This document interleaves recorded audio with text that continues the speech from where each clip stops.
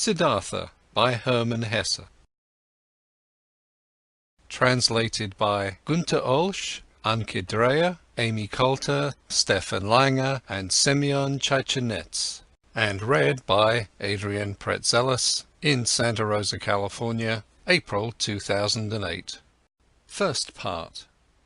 To Romain Roland, my dear friend. Chapter 1. The Son of the Brahman. In the shade of the house, in the sunshine of the river-bank near the boats, in the shade of the salwood forest, in the shade of the fig-tree is where Siddhartha grew up, the handsome son of the Brahman, the young falcon, together with his friend Govinda, son of a Brahman. The sun tanned his light shoulders by the banks of the river when bathing, performing the sacred ablutions, the sacred offerings. In the mango grove, shade poured into his black eyes, when playing as a boy, when his mother sang, when the sacred offerings were made, when his father, the scholar, taught him, when the wise men talked. For a long time Siddhartha had been partaking in the discussions of the wise men, practicing debate with Govinda, practicing with Govinda the art of reflection, the service of meditation. He already knew how to speak the Om silently, the word of words, to speak it silently into himself while inhaling, to speak it silently out of himself while exhaling, with all the concentration of his soul, the forehead surrounded by the glow of the clear thinking spirit. He already knew to feel Atman in the depths of his being, indestructible, one with the universe. Joy leapt into his father's heart for his son, who was quick to learn, thirsty for knowledge. He saw him growing up to become a great wise man and priest, a priest among the Brahmins. Bliss leapt into his mother's breast when she saw him walking, when she saw him sit down and get up, Siddhartha, strong, handsome, he who was walking on slender legs, greeting her with perfect respect. Love touched the hearts of the Brahmins' young daughters when Siddhartha walked through the lanes of the town with the luminous forehead, with the eye of a king, with his slim hips. But more than all the others, he was loved by Govinda, his friend, the son of a Brahman. He loved Siddhartha's eye and sweet voice, he loved his walk, and the perfect decency of his movements. He loved everything Siddhartha did and said, and what he loved most was his spirit, his transcendent, fiery thoughts, his ardent will, his high calling. Govinda knew he would not become a common Brahman, not a lazy official in charge of offerings, not a greedy merchant with magic spells, not a vain, vacuous speaker, not a mean, deceitful priest, and also not a decent, stupid sheep in the herd of the many. No, and he, Govinda, as well, did not want to become one of these, not one of those tens of thousands of Brahmins. He wanted to follow Siddhartha, the beloved, the splendid. And in days to come, when Siddhartha would become a god, when he would join the glorious, then Govinda wanted to follow him as his friend, his companion, his servant, his spear-carrier, his shadow. Siddhartha was thus loved by everyone. He was a source of joy for everybody, he was a delight for them all. But he, Siddhartha, was not a source of joy for himself, he found no delight in himself. Walking the rosy paths of the fig-tree garden, sitting in the bluish shade of the grove of contemplation, washing his limbs daily in the bath of repentance, sacrificing in the dim shade of the mango forest, his gestures of perfect decency, everyone's love and joy, he still lacked all joy in his heart. Dreams and restless thoughts came into his mind, flowing from the water of the river, sparkling from the stars of the night, melting from the beams of the sun, dreams came to him, and a restlessness of the soul, fuming from the sacrifices, breathing forth from the verses of the Rig Veda, being infused into him, drop by drop, from the teachings of the old Brahmins. Siddhartha had started to nurse discontent in himself. He had started to feel that the love of his father, and the love of his mother, and also the love of his friend Govinda, would not bring him joy forever and ever, would not nurse him, feed him, satisfy him. He had started to suspect that his venerable father and his other teachers, that the wise Brahmins, had already revealed to him the most and best of their wisdom, that they had already filled his expecting vessel with their richness, and the vessel was not full. The spirit was not content, the soul was not calm, the heart was not satisfied. The ablutions were good, but they were water. They did not wash off the sin. They did not heal the spirit's thirst. They did not relieve the fear in his heart. The sacrifices in the invocation of the gods were excellent, but was that all? Did the sacrifices give a happy fortune? And what about the gods? Was it really Prajapati who created the world? Was it not the Atman, he, the only one, the singular one? Were the gods not creations, created like me and you, subject to time, mortal? Was it therefore good? Was it right? Was it meaningful and the highest occupation to make offerings to the gods? For whom else were offerings to be made? Who else was to be worshipped but him, the only one, the Atman? And where was Atman to be found? Where did he reside? Where did his eternal heart beat? Where else but in one's own self, in its innermost part, in its indestructible part, which everyone had in himself? And where was this self, this innermost part, this ultimate part? It was not flesh and bone, it was neither thought nor consciousness.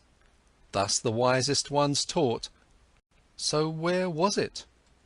To reach this place, the self, myself, the Atman, there was another way, which was worthwhile looking for? Alas, but nobody showed this way, nobody knew it, not the Father, and not the teachers and the wise men, not the holy sacrificial songs.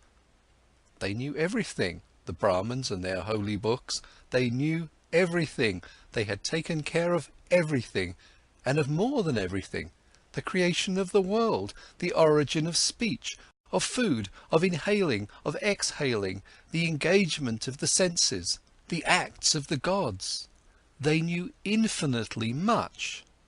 But was it valuable to know all this, not knowing that one and only thing, the most important thing, the solely important thing? Surely many verses of the holy books, particularly in the Upanishads of Samaveda, spoke of this innermost and ultimate thing. Wonderful verses. Your soul is the whole world, was written there, and it was written that man in his sleep, in his deep sleep, would meet with his innermost part, and would reside in the Atman. Marvellous wisdom was in these verses. All knowledge of the wisest ones had been collected there in magic words, pure as honey collected from bees. No, not to be looked down upon was the tremendous amount of enlightenment which lay here, collected and preserved by innumerable generations of wise Brahmins. But where were the Brahmins? Where the priests? Where the wise men or penitents who had succeeded in not just knowing this deepest of all knowledge, but also to live it? Where was the knowledgeable one who wove his spell to bring his familiarity with the Atman out of the sleep, into the state of being awake, into the life, into every step of the way, into word and deed? Siddhartha knew many venerable Brahmins, chiefly his father, the pure one, the scholar, the most venerable one. His father was to be admired. Quiet and noble were his manners, pure his life, wise his words, delicate and noble thoughts lived behind its brow. But even he, who knew so much, did he live in blissfulness? Did he have peace? Was he not also just a searching man, a thirsty man? Did he not again and again have to drink from holy sources, as a thirsty man, from the offerings, from the books, from the disputes of the Brahmins? Why did he, the irreproachable one, have to wash off sins every day, strive for a cleansing every day, over and over every day? Was not Atman in him? Did not the pristine source spring from his heart? It had to be found, the pristine source in one's own self, it had to be possessed. Everything else was searching, was a detour, was getting lost. Thus were Siddhartha's thoughts. This was his thirst. This was his suffering. Thus he spoke to himself from a Chandogya Upanishad the words, "Truly the name of the Brahman is Satyam. Verily, he who knows such a thing will enter the heavenly world every day." Often it seemed near the heavenly world, but never he had reached it completely, never he had quenched the ultimate thirst. And among the wise and wisest men he knew and whose instructions he had received, among all of them, there was no one who had reached it completely, the heavenly world, who had quenched it completely, the eternal thirst. "Govinda," Siddhartha spoke to his friend, "Govinda, my dear, come with me under the banyan tree. Let's practice meditation." They went to the banyan tree. They sat down. Siddhartha right here, Govinda 20 paces away. While putting himself down, ready to speak the Om, Siddhartha repeated, murmuring the verse, "Om is the bow, the arrow is soul. The Brahman is the arrow's target, that one should incessantly hit." After the usual time of the exercise in meditation had passed, Govinda rose. The evening had come. It was time to perform the evening's ablution. He called Siddhartha's name. Siddhartha did not answer. Siddhartha sat there, lost in thought. His eyes were rigidly focused towards a very distant target. The tip of his tongue was protruding a little between the teeth. He seemed not to breathe. Thus sat he, wrapped up in contemplation, thinking Om, his soul sent after the Brahman as an arrow. Once Samanas had travelled through Siddhartha's town, ascetics on a pilgrimage, 3 skinny, withered men, neither old nor young, with dusty and bloody shoulders, almost naked, scorched by the sun, surrounded by loneliness, strangers and enemies to the world, strangers and lank jackals in the realm of humans. Behind them blew a hot scent of quiet passion, of destructive service, of merciless self-denial. In the evening, after the hour of contemplation, Siddhartha spoke to Govinda. "Early tomorrow morning, my friend, Siddhartha will go to the Samanas. He will become a Samana." Govinda turned pale when he heard these words and read the decision in the motionless face of his friend, unstoppable like the arrow shot from the bow.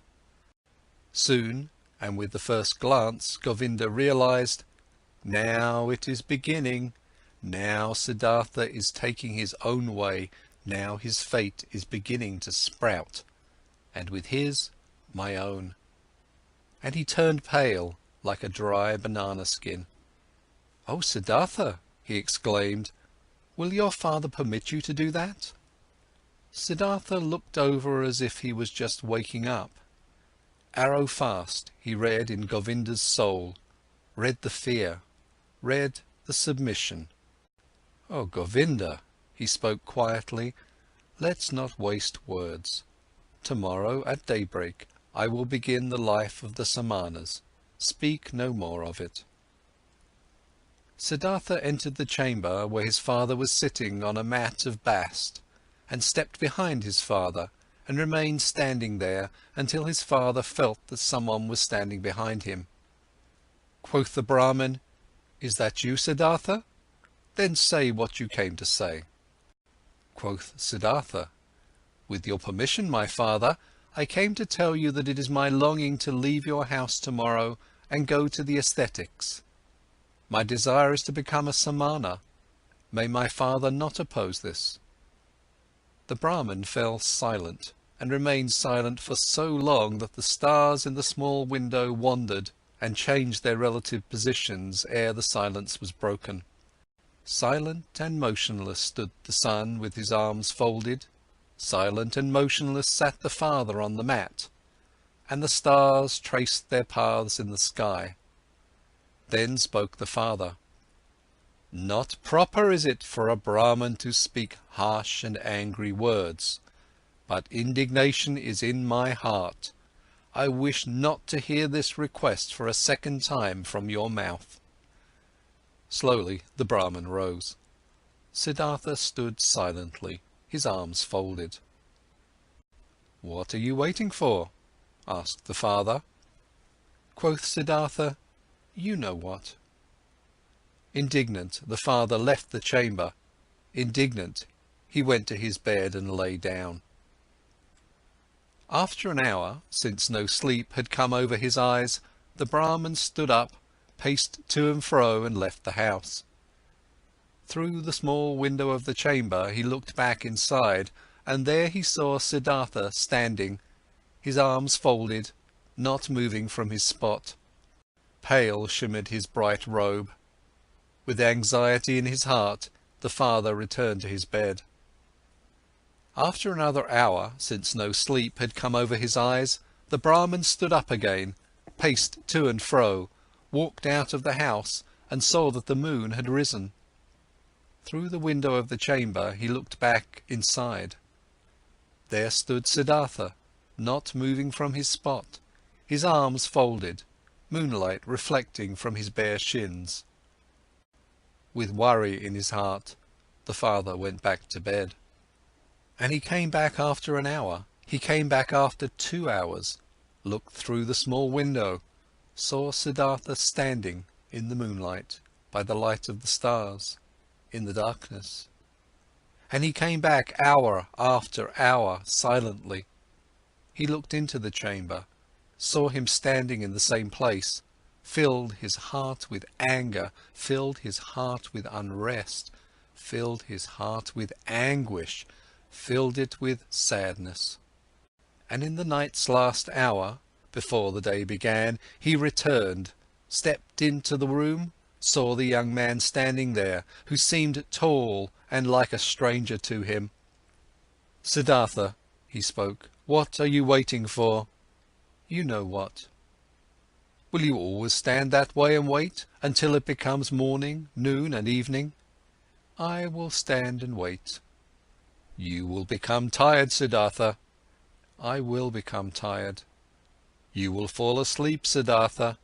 "I will not fall asleep." "You will die, Siddhartha." "I will die." "And would you rather die than obey your father?" Siddhartha has always obeyed his father. "So will you abandon your plan?" Siddhartha will do what his father will tell him to do. The first light of day shone into the room.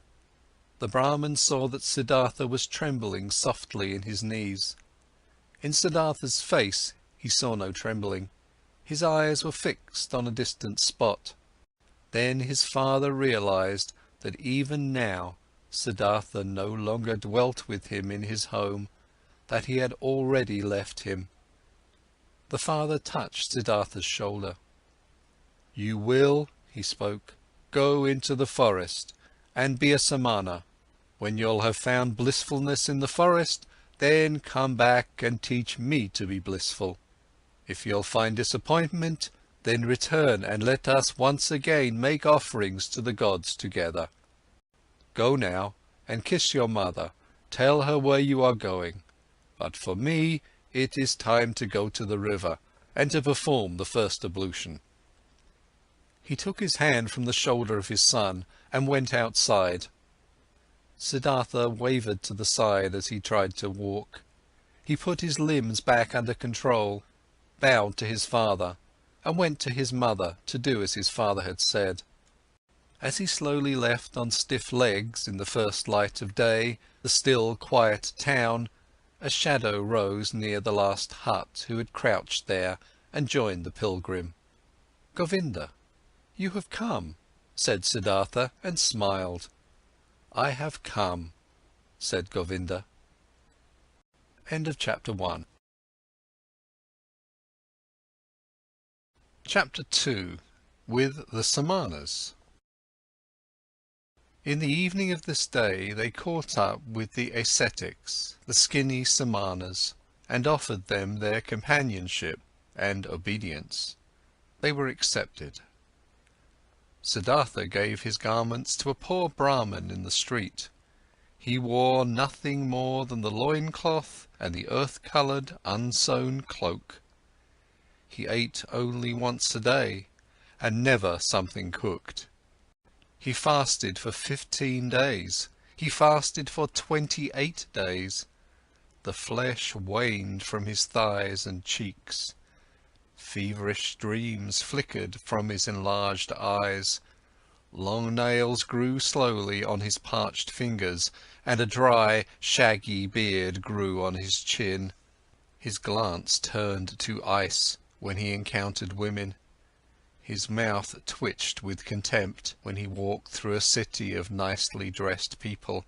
He saw merchants trading, princes hunting, mourners wailing for their dead, whores offering themselves, physicians trying to heal the sick, priests determining the most suitable day for seeding, lovers loving, mothers nursing their children, and all of this was not worthy of one look from his eye. It all lied, it all stank. It all stank of lies, it all pretended to be meaningful and joyful and beautiful, and it all was just concealed putrefaction. The world tasted bitter, life was torture. A goal stood before Siddhartha, a single goal, to become empty, empty of thirst, empty of wishing, empty of dreams, empty of joy and sorrow. Dead to himself, not to be a self any more, to find tranquillity with an emptied heart, to be open to miracles in unselfish thoughts, that was his goal. Once all of myself was overcome and had died, once every desire and every urge was silent in the heart, then the ultimate part of me had to awake, the innermost of my being, which is no longer myself, the great secret.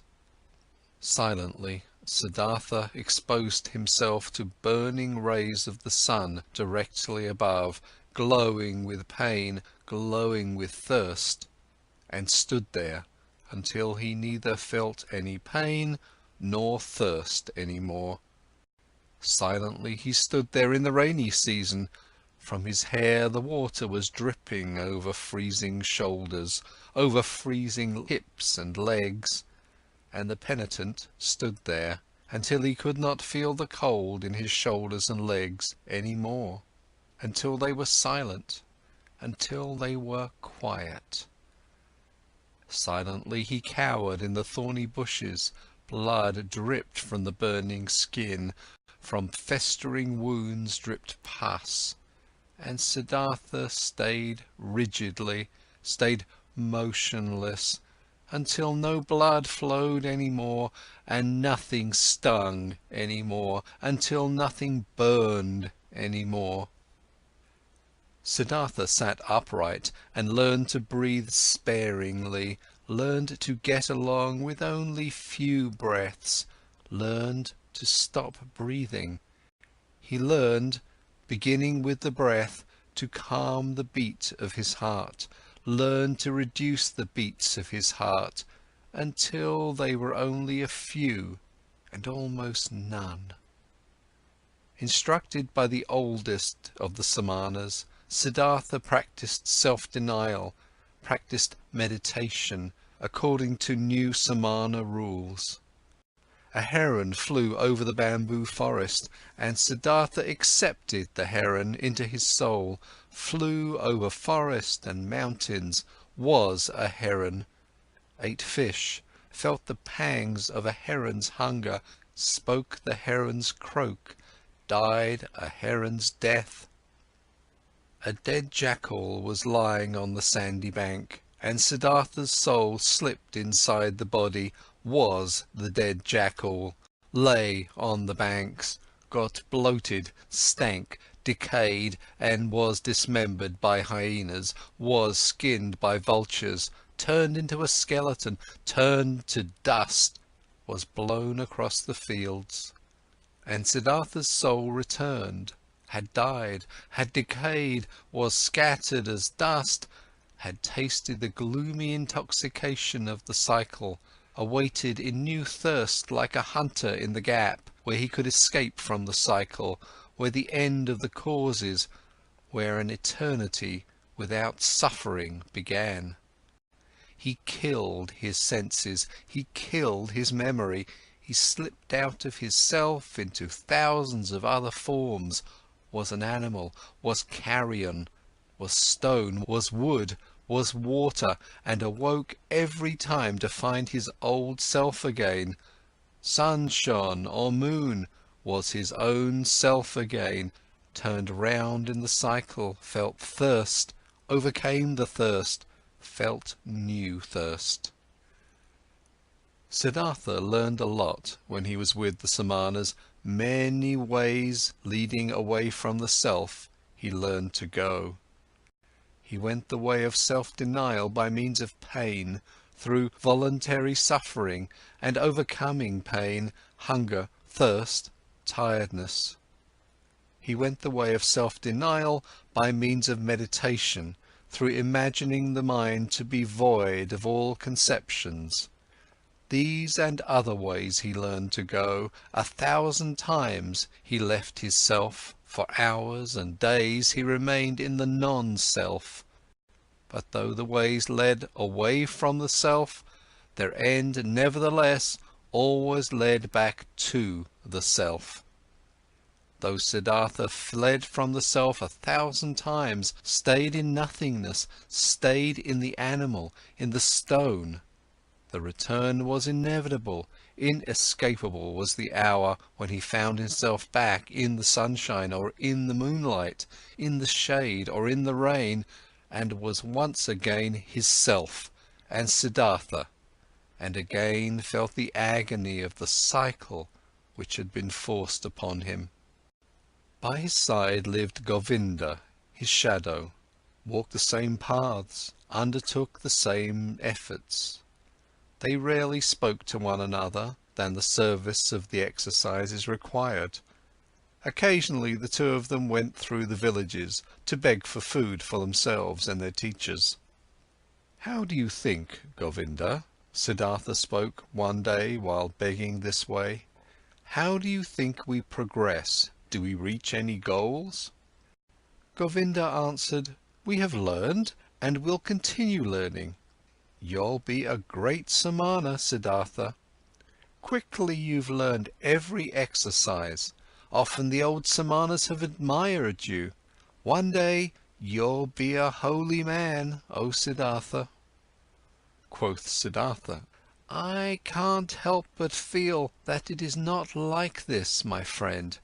What I've learned being among the Samanas up to this day, this, O Govinda, I could have learned more quickly and by simpler means. In every tavern of that part of a town where the whorehouses are, my friend, among carters and gamblers I could have learned it." Quoth Govinda, "Siddhartha is putting me on. How could you have learned meditation, holding your breath, insensitivity against hunger and pain, there among these wretched people?" And Siddhartha said quietly, as if he were talking to himself, "What is meditation? What is leaving one's body? What is fasting? What is holding one's breath? It is fleeing from the self. It is a short escape of the agony of being a self.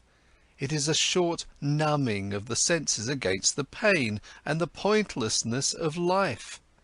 The same escape, the same short numbing, is what the driver of the ox cart finds in the inn, drinking a few bowls of rice wine or fermented coconut milk. Then he won't feel his self anymore, then he won't feel the pains of life anymore, then he finds a short numbing of the senses. When he falls asleep over his bowl of rice wine, he'll find the same as what Siddhartha and Govinda find when they escape their bodies through long exercises, staying in the non-self. This is how it is, O Govinda." Quoth Govinda, "You say so, O friend, yet you know that Siddhartha is no driver of an ox cart, and a samana is no drunkard. It's true that a drinker numbs his senses, it's true that he briefly escapes and rests, but he'll return from the delusion, finds everything to be unchanged, has not become wiser, has gathered no enlightenment, has not risen several steps." And Siddhartha spoke with a smile. "I do not know, I have never been a drunkard. But that I, Siddhartha, find only a short numbing of the senses in my exercises of meditation, and that I am just as far removed from wisdom, from salvation, as a child in the mother's womb, this I know, O Govinda, this I know." And once again, another time, when Siddhartha left the forest together with Govinda to beg for some food in the village for their brothers and teachers, Siddhartha began to speak and said, "What now, O Govinda?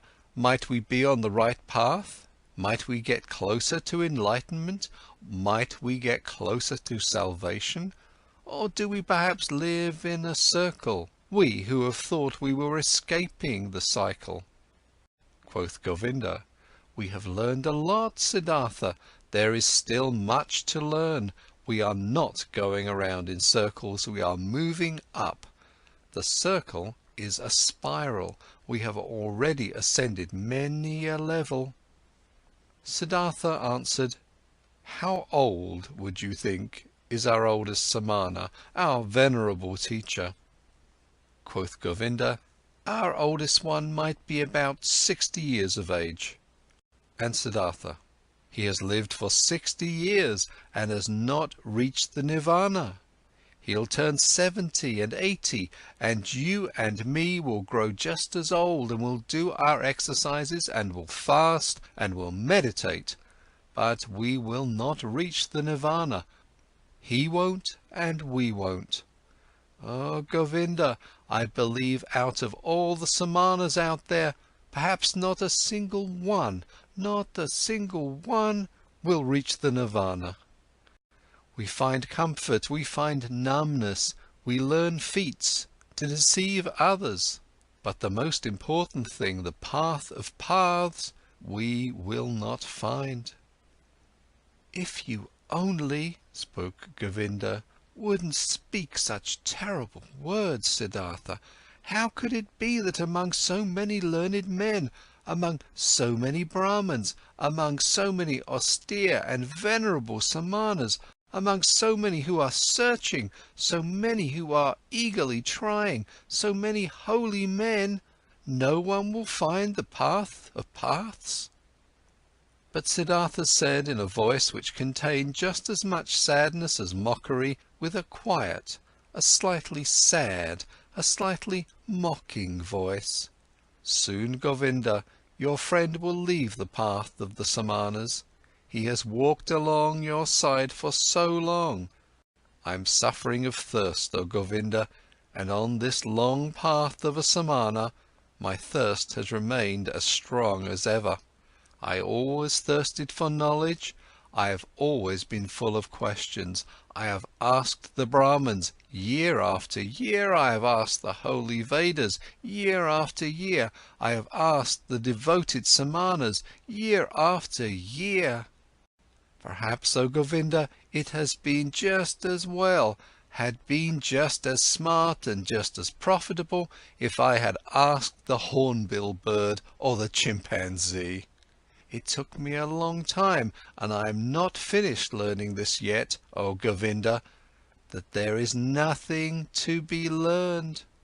There is indeed no such thing, so I believe, as what we refer to as learning. There is, O my friend, just one knowledge. This is everywhere, this is Atman, this is within me and within you and within every creature. So I'm starting to believe that this knowledge has no worser enemy than the desire to know it, than learning. At this, Govinda stopped on the path, rose his hands and spoke. If you, Siddhartha, only would not bother your friend with this kind of talk. Truly, your words stir up fear in my heart.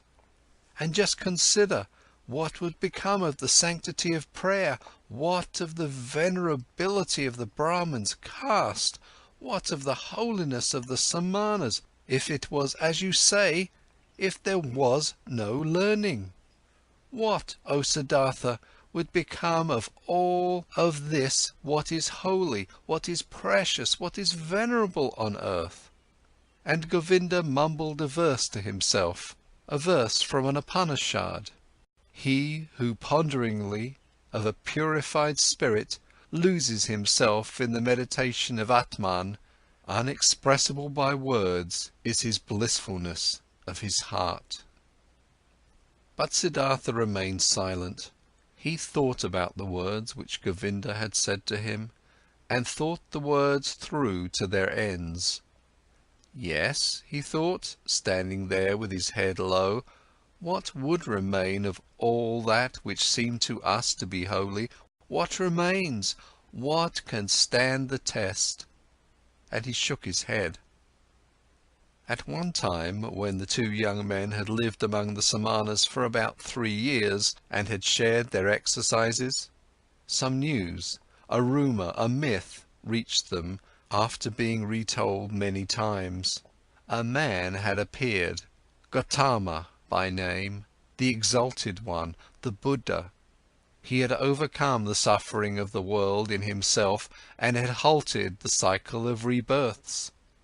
He was said to wander through the land, teaching, surrounded by disciples, without possession, without home, without a wife, in the yellow cloak of an ascetic, but with a cheerful brow, a man of bliss. And Brahmins and princes would bow down before him and would become his students. This myth, this rumour, this legend resounded. Its fragrances rose up here and there. In the towns the Brahmins spoke of it, and in the forest the Samanas. Again and again the name of Gautama, the Buddha, reached the ears of the young men, with good and with bad talk, with praise and with defamation. It was as if the plague had broken out in a country, and news had been spreading around that in one place or another there was a man, a wise man, a knowledgeable one, whose word and breath was enough to heal everyone who had been infected with the pestilence. And as such news would go through the land, and everyone would talk about it, many would believe, many would doubt, but many would get on their way as soon as possible to seek the wise man, the helper. Just like this myth ran through the land, that fragrant myth of Gautama, the Buddha, the wise man of the family of Sakya. He possessed, so the believers said, the highest enlightenment. He remembered his previous lives. He had reached the nirvana, and never returned into the cycle, was never again submerged in the murky river of physical forms. Many wonderful and unbelievable things were reported of him. He had performed miracles, had overcome the devil, had spoken to the gods. But his enemies and disbelievers said, "This Gotama was a vain seducer. He would spend his days in luxury, scorned the offerings, was without learning, and knew neither exercises nor self-castigation." The myth of Buddha sounded sweet. The scent of magic flowed from these reports. After all, the world was sick, life was hard to bear, and behold, here a source seemed to spring forth, here a messenger seemed to call out, comforting, mild, full of noble promises. Everywhere where the rumour of Buddha was heard, everywhere in the lands of India, the young men listened up, felt a longing, felt hope, and among the Brahmin sons of the towns and villages, every pilgrim and stranger was welcome when he brought news of him, the exalted one, the Sakyamundi. The myth had also reached the Samanas in the forest, and also Siddhartha, and also Govinda, slowly, drop by drop, every drop laden with hope, every drop laden with doubt. They rarely talked about it, because the oldest one of the Samanas did not like this myth. He had heard that this alleged Buddha used to be an ascetic before and had lived in the forest, but had then turned back to luxury and worldly pleasures, and he had no higher opinion of this Gotama. "Oh, Siddhartha," Govinda spoke one day to his friend, "today I was in the village, and a Brahmin invited me into his house, and in his house there was the son of a Brahmin from Magadha, who has seen the Buddha with his own eyes and has heard him teach. Verily, this made my chest ache when I breathed, and thought to myself, if only I would too, if only we both would too, Siddhartha and me, live to see the hour when we will hear the teachings from the mouth of this perfected man. Speak, friend, wouldn't we want to go there too, and listen to the teachings from the Buddha's mouth?" Quoth Siddhartha, "Always, O Govinda, I had thought Govinda would stay with the Samanas. Always I had believed his goal was to live to be 60 and 70 years of age, and to keep on practicing those feats and exercises which are becoming to a Samana. But behold, I had not known Govinda well enough, I knew little of his heart. So now you, my faithful friend, want to take a new path and go there, where the Buddha spreads his teachings." Quoth Govinda, "You're mocking me. Mock me if you like, Siddhartha, and have you not also developed a desire, an eagerness to hear these teachings? Have you not at one time said to me, you would not walk the path of the Samanas for much longer?" At this Siddhartha laughed in his very own manner, in which his voice assumed a touch of sadness and a touch of mockery, and said, "Well, Govinda, you've spoken well, you've remembered correctly. If you only remembered the other thing as well you've heard from me, which is that I have grown distrustful and tired against teachings and learnings, and that my faith in words, which are brought to us by teachers, is small. But let's do it, my dear. I am willing to listen to these teachings, though in my heart I believe we've already tasted the best fruit of these teachings." Quoth Govinda, "Your willingness delights my heart, but tell me, how should this be possible? How should the Gotama's teachings, even before we have heard them, have already revealed their best fruit to us?" Quoth Siddhartha, "Let us eat this fruit and wait for the rest, O Govinda. But this fruit, which we already now received thanks to the Gotama, consisted in him calling us away from the Samanas. Whether he has also other and better things to give us, O friend, let us await with calm hearts." On this very same day, Siddhartha informed the oldest one of the Samanas of his decision, that he wanted to leave him. He informed the oldest one with all the courtesy and modesty becoming to a younger one and a student.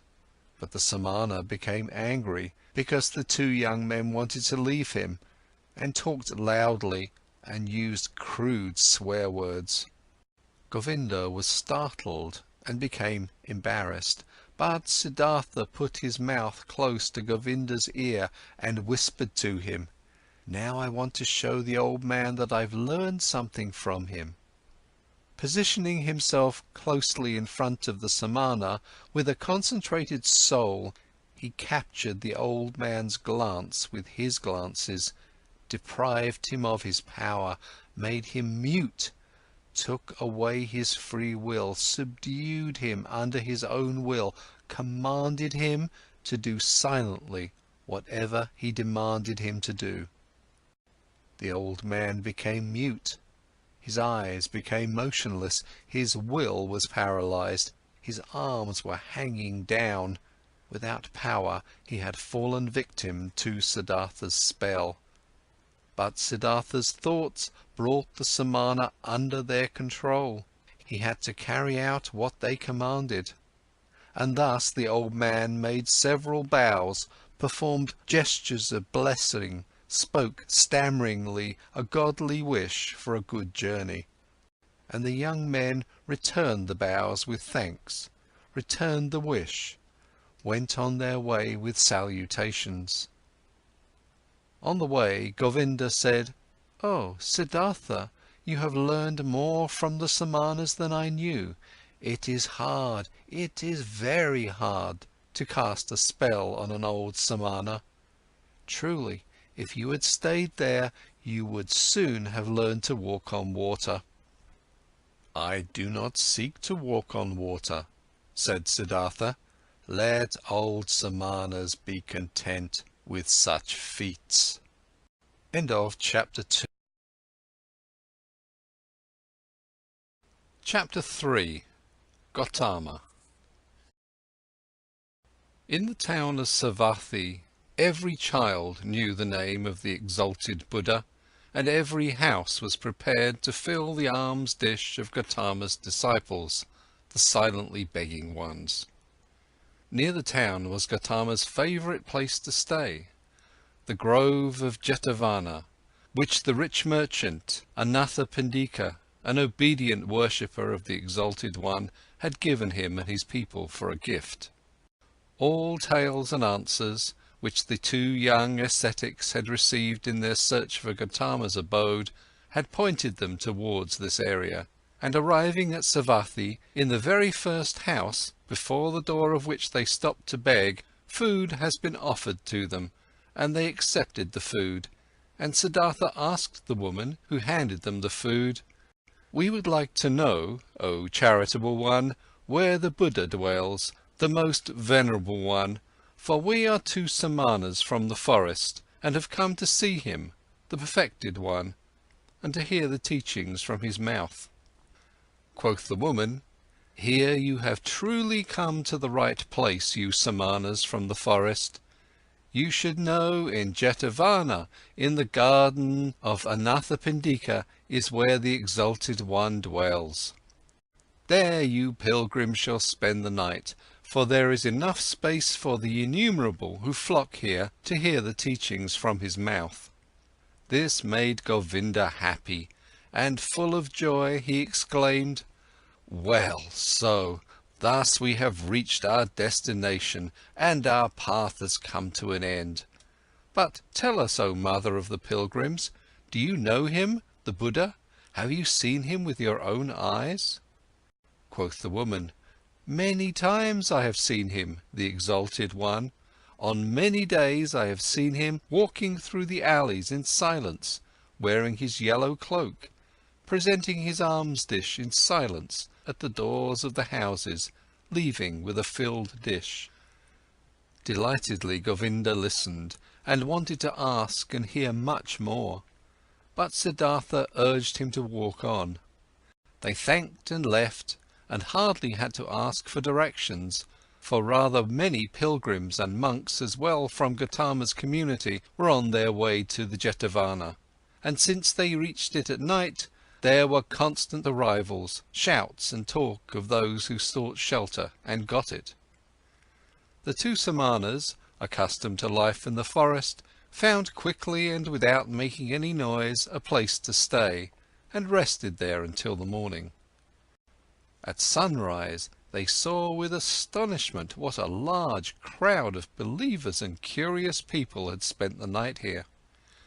On all paths of the marvellous grove monks walked in yellow robes. Under the trees they sat here and there in deep contemplation, or in a conversation about spiritual matters. The shady gardens looked like a city full of people, bustling like bees. The majority of the monks went out with their alms dish to collect food in town for their lunch, the only meal of the day. The Buddha himself, the enlightened one, was also in the habit of taking his walk to beg in the morning. Siddhartha saw him, and he instantly recognized him, as if a god had pointed him out to him. He saw him, a simple man in a yellow robe, bearing the alms dish in his hand, walking silently. "Look here," Siddhartha said quietly to Govinda, "this one is the Buddha." Attentively Govinda looked at the monk in the yellow robe, who seemed to be in no way different from the hundreds of other monks. And soon Govinda also realized, this is the one, and they followed him and observed him. The Buddha went on his way modestly and deep in his thoughts. His calm face was neither happy nor sad. It seemed to smile gently and inwardly. With a hidden smile, quiet, calm, somewhat resembling a healthy child, the Buddha walked, wore the robe, and placed his feet just as all of his monks did, according to a precise rule. But his face and his walk, his quietly lowered glance, his quietly dangling hand, and even every finger of his quietly dangling hand expressed peace, expressed perfection, did not search, did not imitate, breathed softly in an unwithering calm, in an unwithering light, an untouchable peace. Thus Gautama walked toward the town to collect alms, and the two Samanas recognized him solely by the perfection of his calm, by the quietness of his appearance, in which there was no searching, no desire, no imitation, no effort to be seen, only light and peace. "Today we'll hear the teachings from his mouth," said Govinda. Siddhartha did not answer. He felt little curiosity for the teachings. He did not believe that they would teach him anything new, but he had, just as Govinda had, heard the contents of this Buddha's teachings again and again, though these reports only represented second or third-hand information. But attentively he looked at Gautama's head, his shoulders, his feet, his quietly dangling hand, and it seemed to him as if every joint of every finger of this hand was of these teachings, spoke of, breathed of, inhaled the fragrance of, glistened of the truth. This man, this Buddha, was truthful down to the gesture of his last finger. This man was holy.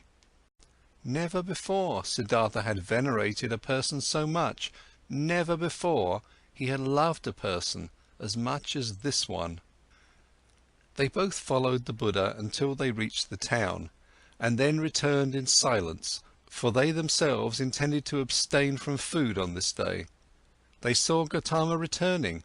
What he ate could not even have satisfied a bird's appetite, and they saw him retiring into the shade of the mango trees.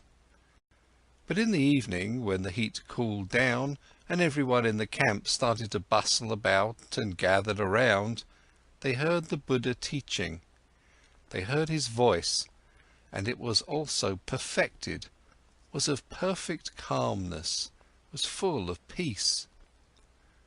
Gautama taught the teachings of suffering, of the origin of suffering, of the way to relieve suffering.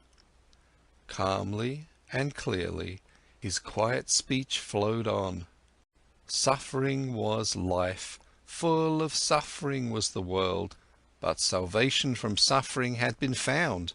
Salvation was obtained by him who would walk the path of the Buddha. With a soft yet firm voice, the Exalted One spoke, taught the four main doctrines, taught the eightfold path. Patiently he went the usual path of the teachings, of the examples, of the repetitions. Brightly and quietly his voice hovered over the listeners, like a light, like a starry night. When the Buddha, night had already fallen, ended his speech, many a pilgrim stepped forward and asked to be accepted into the community, sought refuge in the teachings. And Gautama accepted them by saying, "You have heard the teachings well. It has come to you well.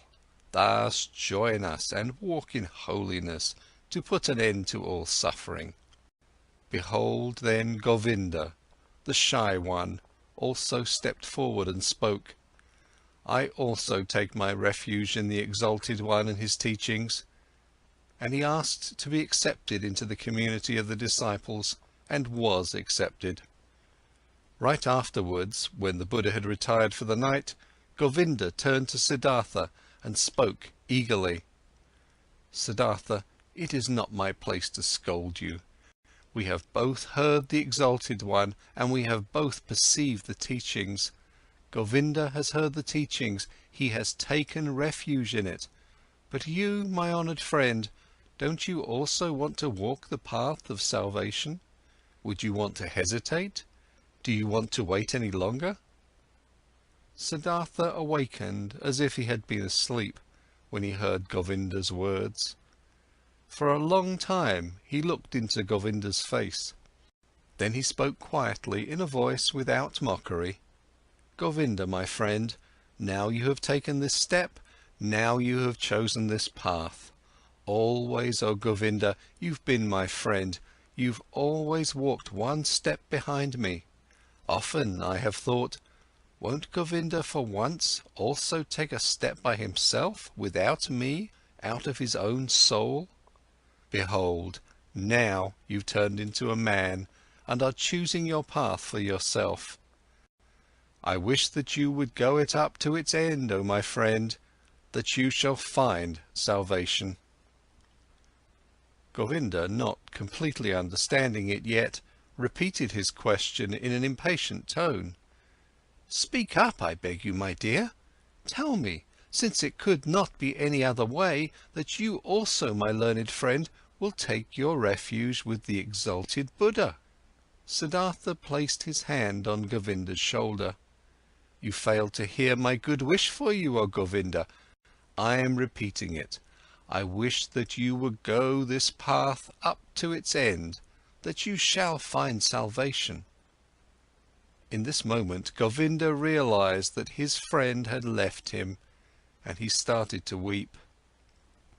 "Siddhartha!" he exclaimed lamentingly. Siddhartha kindly spoke to him. "Don't forget, Govinda, that you are now one of the Samanas of the Buddha. You have renounced your home and your parents, renounced your birth and possessions, renounced your free will, renounced all friendship. This is what the teachings require. This is what the Exalted One wants. This is what you wanted for yourself. Tomorrow, O Govinda, I'll leave you." For a long time the friends continued walking in the grove. For a long time they lay there and found no sleep. And over again Govinda urged his friend he should tell him why he would not want to seek refuge in Gautama's teachings. What fault, he would find in these teachings. But Siddhartha turned him away every time and said, "Be content, Govinda. Very good are the teachings of the Exalted One. How could I find a fault in them?" Very early in the morning, a follower of Buddha, one of his oldest monks, went through the garden and called all those to him who had as novices taken their refuge in the teachings, to dress them up in the yellow robe and to instruct them in the first teachings and duties of their position.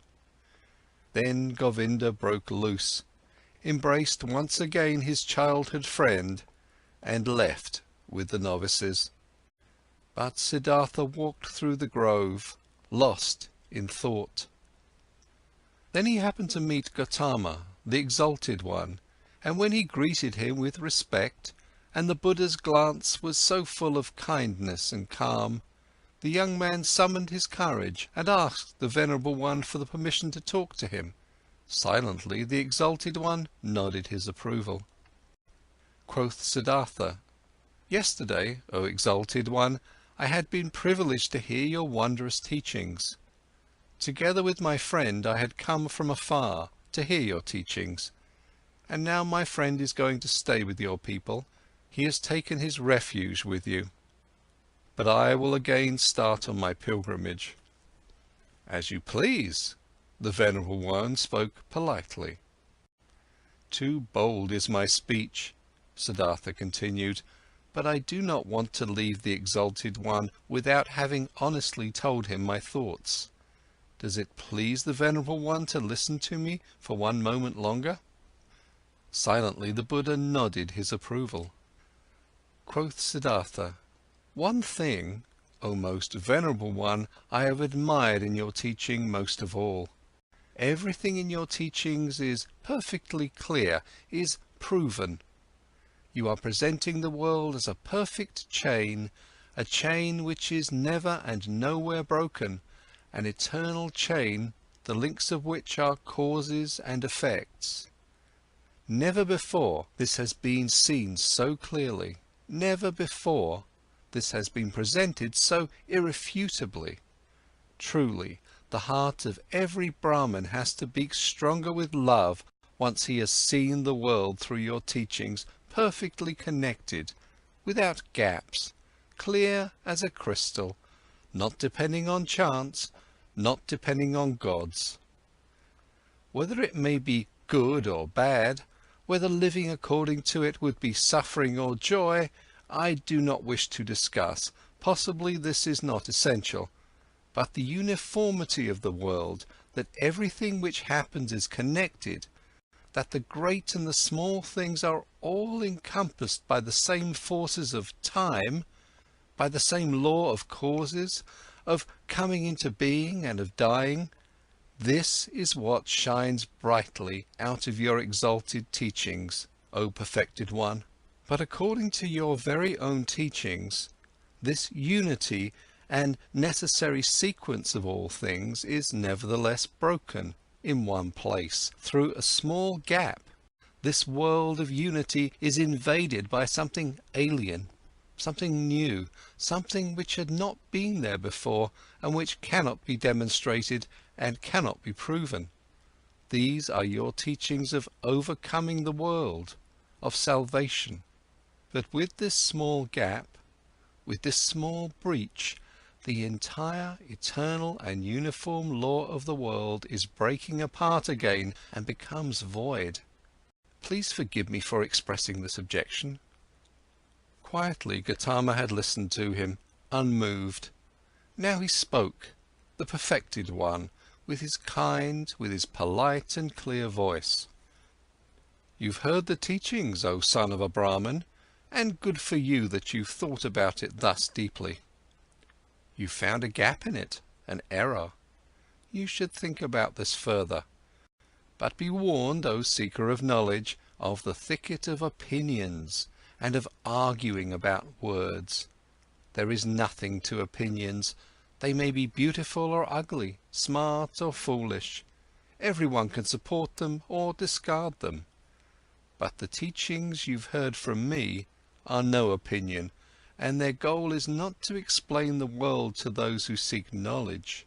They have a different goal. Their goal is salvation from suffering. This is what Gautama teaches, nothing else. I wish that you, O exalted one, would not be angry with me, said the young man. I have not spoken to you like this to argue with you, to argue about words. You are truly right, there is little to opinions. But let me say this one more thing. I have not doubted in you for a single moment. I have not doubted for a single moment that you are Buddha, that you have reached the goal, the highest goal towards which so many thousands of Brahmins and the sons of Brahmins are on their way. You have found salvation from death.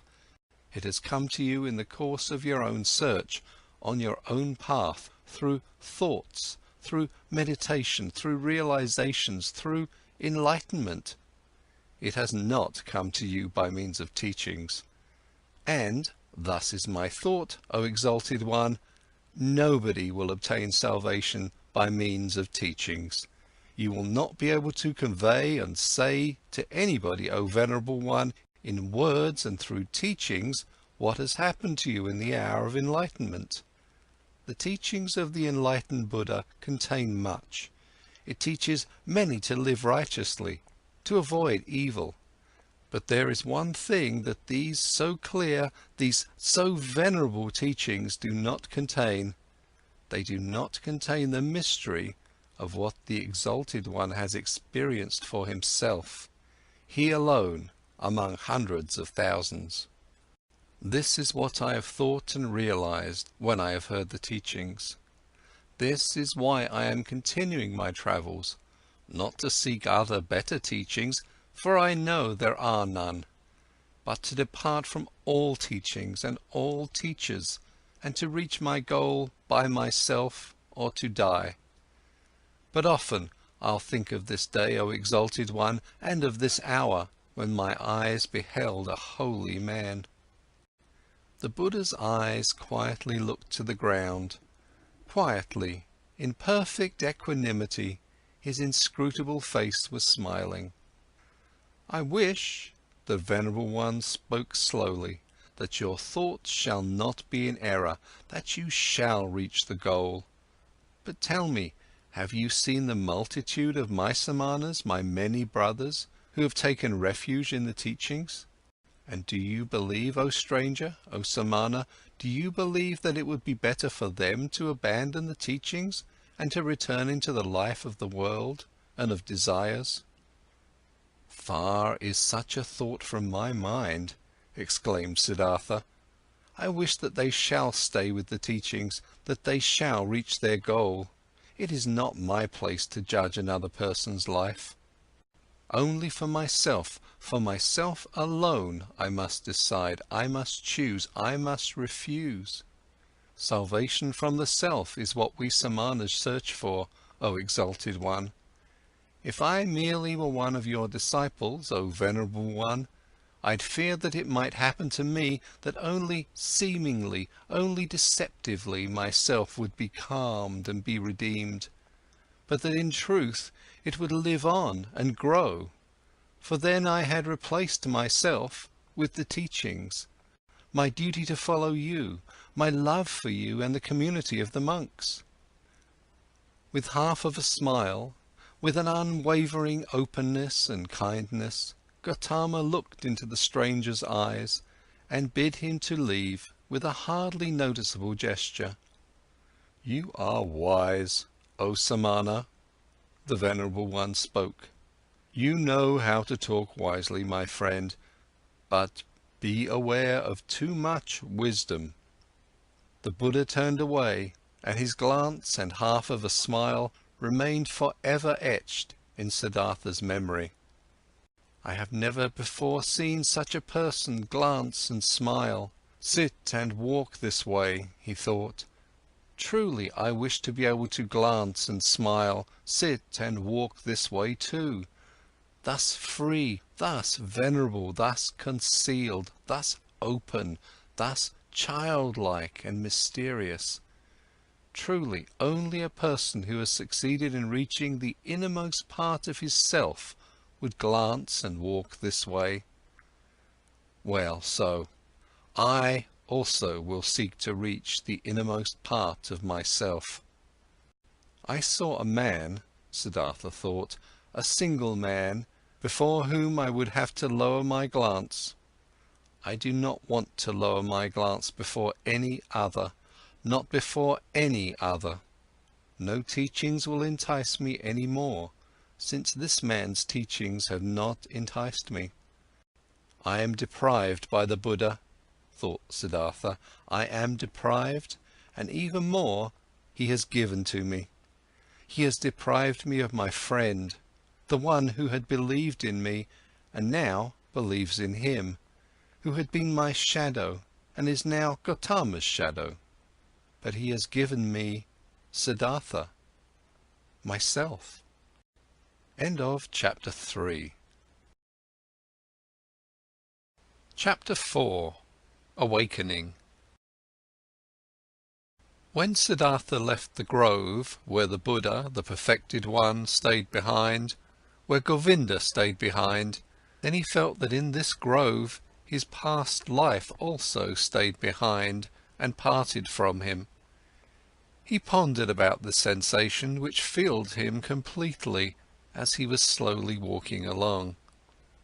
He pondered deeply, like diving into a deep water. He let himself sink down to the ground of the sensation, down to the place where the causes lie, because to identify the causes, so it seemed to him, is the very essence of thinking. And by this alone sensations turn into realizations and are not lost, but become entities and start to emit like rays of light what is inside of them. Slowly walking along, Siddhartha pondered. He realized that he was no youth anymore, but had turned into a man. He realized that one thing had left him, as a snake is left by its old skin. That one thing no longer existed in him, which had accompanied him throughout his youth, and used to be a part of him, the wish to have teachers, and to listen to teachings. He had also left the last teacher who had appeared on his path, even him, the highest and wisest teacher, the most holy one, Buddha. He had left him, had to part with him, was not able to accept his teachings. Slower he walked along in his thoughts and asked himself, what is all this, what you have sought to learn from teachings and from teachers, and what they, who have taught you much, were still unable to teach you? And he found, it was the self, the purpose and essence of which I sought to learn. It was the self I wanted to free myself from, which I sought to overcome. But I was not able to overcome it, could only deceive it, could only flee from it, only hide from it. Truly, no thing in this world has kept my thoughts thus busy as this, my very own self, this mystery of me being alive, of me being one and being separated and isolated from all others, of me being Siddhartha. And there is no thing in this world I know less about than me, about Siddhartha. Having been pondering while slowly walking along, he now stopped as these thoughts caught hold of him, and right away another thought sprang forth from these, a new thought, which was, that I know nothing about myself, that Siddhartha has remained thus alien and unknown to me, stems from one cause, a single cause. I was afraid of myself. I was fleeing from myself. I searched Atman. I searched Brahman. I was willing to dissect myself and peel off all its layers to find the core of all peels in its unknown interior, the Atman, life, the divine part, the ultimate part. but I have lost myself in the process." Siddhartha opened his eyes and looked around. A smile filled his face, and a feeling of awakening from long dreams flowed through him from his head down to his toes. And it was not long before he walked again, walked quickly, like a man who knows what he has got to do. "Oh," he thought, taking a deep breath, "now I would not let Siddhartha escape from me again. No longer. I want to begin my thoughts and my life with Atman and with the suffering of the world. I do not want to kill and dissect myself any longer to find a secret behind the ruins. Neither Yoga Veda shall teach me any more, nor Atharva Veda, nor the ascetics, nor any kind of teachings. I want to learn from myself, want to be my student, want to get to know myself, the secret of Siddhartha." He looked around as if he was seeing the world for the first time. Beautiful was the world, colourful was the world, strange and mysterious was the world. Here was blue, here was yellow, here was green. The sky and the river flowed, the forest and the mountains were rigid. All of it was beautiful, all of it was mysterious and magical, and in its midst was he, Siddhartha, the awakening one, on the path to himself. All this yellow and blue, river and forest, entered Siddhartha for the first time through the eyes, was no longer a spell of Mara, was no longer the veil of Maya, was no longer a pointless and coincidental diversity of mere appearances, despicable to the deeply thinking Brahman who scorns diversity, who seeks unity. Blue was blue, river was river, and if also in the blue and the river, in Siddhartha, the singular and divine lived hidden, so it was still that very divinity's way and purpose to be here yellow, here blue, there sky, there forest, and here Siddhartha. The purpose and essential properties were not somewhere behind the things, they were in them, in everything. How deaf and stupid have I been, he thought, walking swiftly along. When someone reads a text, wants to discover its meaning, he will not scorn the symbols and letters and call them deceptions, coincidence and worthless hull, but he will read them, he will study and love them, letter by letter. But I, who wanted to read the book of the world and the book of my own being, I have, for the sake of a meaning I had anticipated before I read, scorned the symbols and letters. I called the visible world a deception, called my eyes and my tongue coincidental and worthless forms without substance. No, this is over. I have awakened, I have indeed awakened, and have not been born before this very day. In thinking these thoughts, Siddhartha stopped once again, suddenly, as if there was a snake lying in front of him on the path. Because suddenly he had also become aware of this.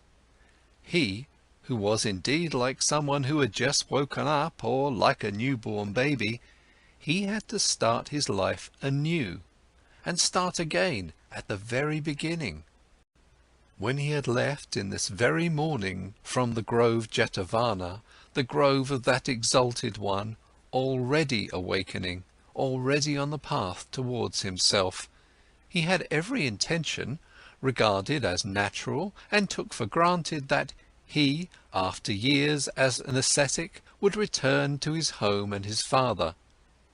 But now, only in this moment, when he stopped, as if a snake was lying on his path, he also awoke to this realization. But I am no longer the one I was. I am no ascetic any more. I am not a priest any more. I am no Brahmin any more. What should I do at home and at my father's place? Study? Make offerings? Practice meditation? But all this is over. All of this is no longer alongside my path. Motionless, Siddhartha remained standing there, and for the time of one moment and breath, his heart felt cold. He felt a cold in his chest, as a small animal, a bird or a rabbit would, when seeing how alone he was.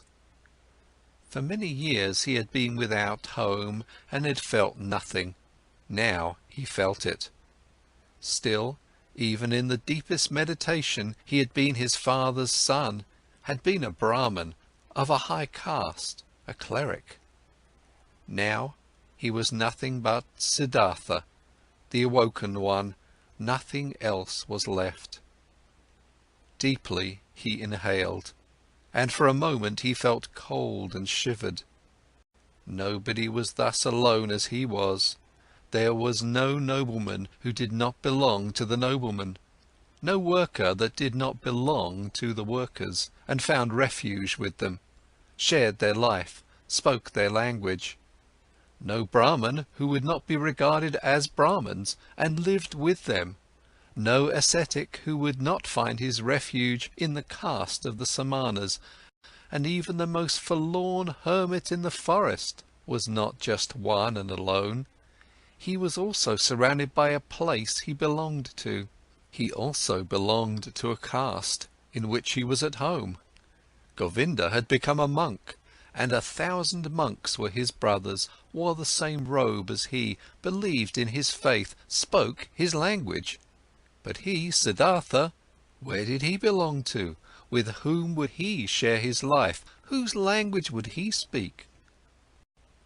Out of this moment, when the world melted away all around him, when he stood alone like a star in the sky, out of this moment of cold and despair, Siddhartha emerged, more a self than before, more firmly concentrated. He felt this had been the last tremor of the awakening, the last struggle of this birth. And it was not long until he walked again in long strides, started to proceed swiftly and impatiently, heading no longer for home, no longer to see his father, no longer back. End of chapter 4.